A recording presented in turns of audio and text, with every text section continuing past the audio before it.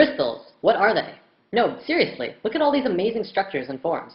They're beautiful, they're powerful, and they're life. Crystals are the essence of life manifesting within the earth, the blossoms of the mineralogical portion of the earth. Recognition of these energies and forms of crystals can greatly benefit your personal growth. It is a very basic consciousness, not as intricate or advanced as some life on earth. Crystals definitely don't have the thinking capacity of humans, or even the biological reproductive systems of plants, but they are life. And today I'm going to show you how this works.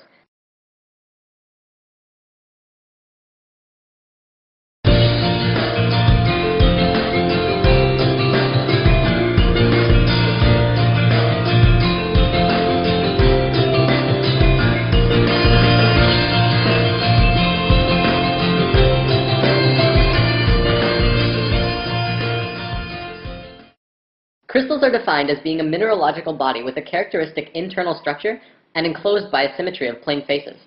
They are, however, much more than that.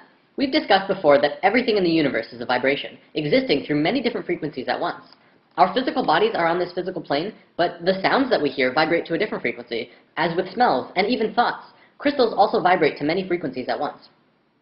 Health is the natural state of any form in the universe. Considering the vibrational existence of reality, health comes when the frequencies of anything are in balance and harmony with itself.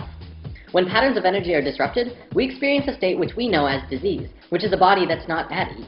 The resistant, discordant energy patterning is responsible for every negative symptom we experience, everything from headache to cancer. Crystals and gemstones have a vibration that is free of resistant patterns. They are among some of the structures in the physical dimension which have the most balanced, cohesive, strong, and intentional frequencies. Their unchanging physical structure is a reflection of their innate energetic pattern of balance and strength, which are incorruptible. In the physical world, you pick up a crystal and feel it as something separate from you that you're just holding. But on higher frequencies, you're actually interacting with that stone energetically. This interaction then causes changes to your structure and psychology through your own energetic systems. It begins a process of rebalancing the energetic structure of your body, and in a sense, can help you heal. Now, consciousness is of course the determining factor of if you are going to be accepting of these new frequencies coming into your being through crystals. I'm not going to say crystals will heal you, because if you fight them and are non-receptive to these frequencies, you will continue to create the disharmony within yourself. Ultimately though, crystals can be used to retune your whole being back to a state of harmony and flow. Crystals have been used and revered since the dawning of civilization. In fact, the Christian Bible refers to crystals over 200 times. Precious stones were used in the foundation of New Jerusalem. They were also used in the breastplates of Aaron, the Hebrew high priest. Crystals have been discovered in the ruins of Babylonia and in ancient tombs of Egyptian and Chinese rulers. This wouldn't be spirit science without some sacred geometry, though. Remember the 5 platonic solids? Science understands that all atomic patterns and molecular structures were based on these 5 forms. They create the forms that the universe manifests through. Well, here's the atomic structure of a beryl crystal. It's the flower of life, the creation pattern flowing through the structure of this crystal. Now, not all crystals are like that molecularly, but they are very geometric. There are 6 categories of crystals. Of course, there are lots and lots and lots of kinds of crystals, but no matter how many there are, they will always be in one of these categories: isometric, tetragonal, hexagonal, orthorhombic, monoclinic, and triclinic. For the most part, all of these systems are derived from the hexahedron, also known as the cube. One of the biggest things about crystals is that they can transmit frequencies. From a metaphysical perspective, we can transmit thoughts and emotions through crystals, but scientifically, does that make sense? Would you believe it if I said that pretty much all of modern computing technology was based on the living element of crystals? Consider the radio. The first radio was a crystal set. They would cut a piece of quartz crystal and touch a wire to it. The frequencies transmitted through the crystal. The quartz! That's right. The molecular arrangement of quartz is very stable and has a measurable frequency, and because of this, it can be used in basic technology. Nobel Prize winner Marcel Vogel discovered that crystals can be reprogrammed as silicon chips in a computer, and can also be programmed with the energy of consciousness. He discovered that when a person uses a computer, thoughts are transmitted into the computer by pressing on a keyboard.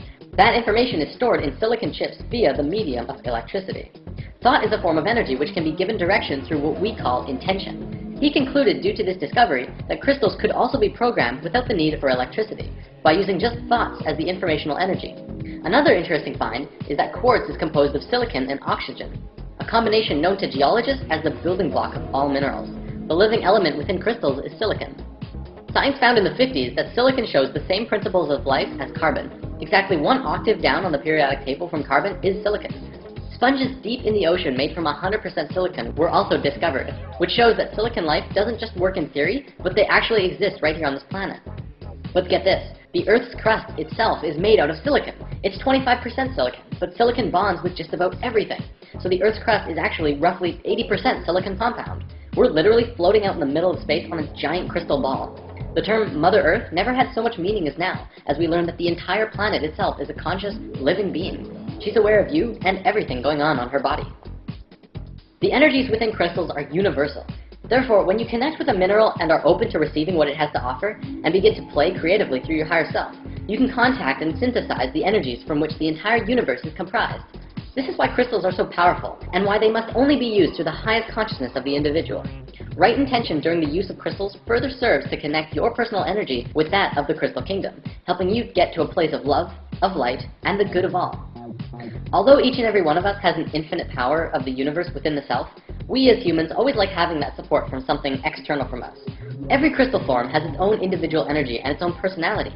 Each can be used in unique ways to assist one in understanding the nature of existence, or moving forward on our own life path destiny as we're consciously experiencing it. I feel that right now, as people are waking up, we're becoming more and more aware of our ancient knowledge and wisdom.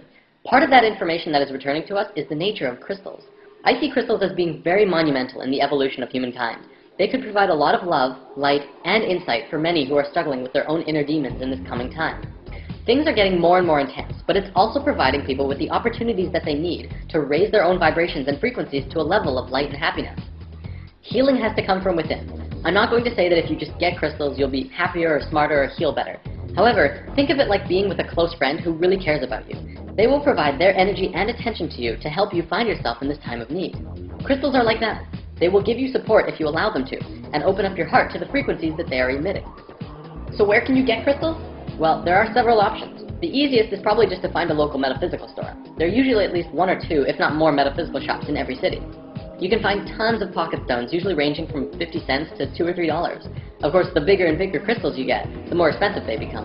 If you're hunting for bigger gems to purify the frequencies in your house, it's always fun, and cheaper, to go gem mining. Some gem mines actually allow you to go in with a pickaxe and mine your own crystals, and others have sand and water mining as well. This is a really fun experience, and I highly recommend it for anyone who's exploring crystals.